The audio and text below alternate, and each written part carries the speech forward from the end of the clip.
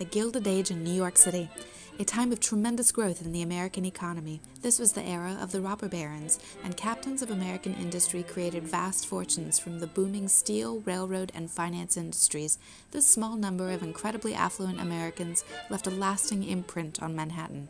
Their investment in scientific advancement, cultural institutions, and hotels that often bore their names were the focal points of New York high society. While the gas business in New York was well established by the late 1870s, the work of Thomas Alva Edison, the Wizard of Menlo Park, was soon to cause great changes.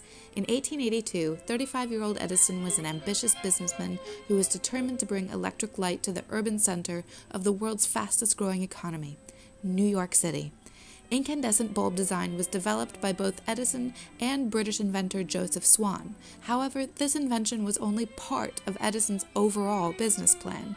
Edison promoted his reputation as an inventor in the press, and his fighting spirit drew backing from J.P. Morgan and the Vanderbilt family. With financial support from New York's wealthiest, Edison established the Edison Electric Light Company to own and license his many patents in the electric lighting field and to pursue his dreams to electrify Manhattan. After spending $500,000 and taking 4 years to complete, the Pearl Street Power Station finally opened on September 4th in 1882. In J.P. Morgan's own business building, Edison flicked one of his patented light switches, and 100 incandescent Edison bulbs flashed on, illuminating the interior. Edison turned to a reporter from the New York Sun and said, "I have accomplished all that I promised."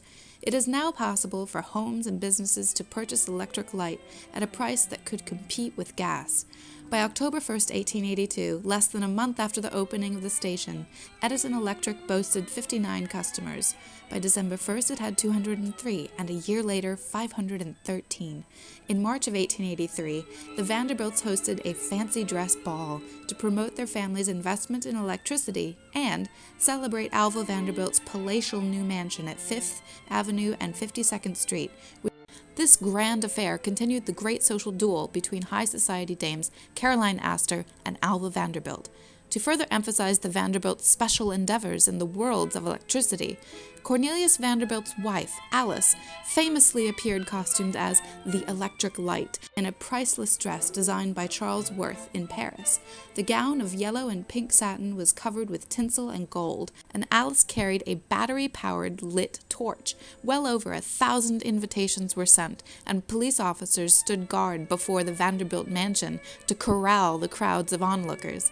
J.P. Morgan, John Jacob Astor, and Vanderbilt went on to give financial backing to the Niagara Falls Power Project, spearheaded by the Westinghouse Electric Company and conceived by the bright Croatian inventor working right under Edison's nose, Nikola Tesla.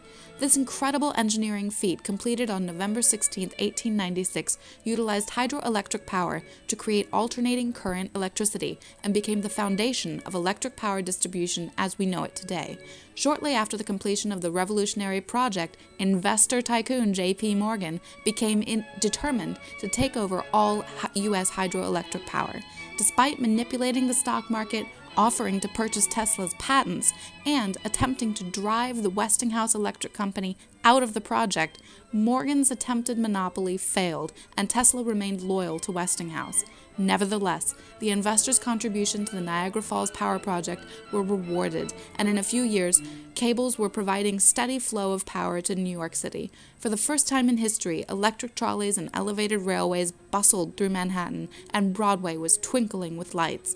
This generation of wealthy financial investors and their families, who had been born into a world powered by steam and lit by gas, had now truly become electric high society.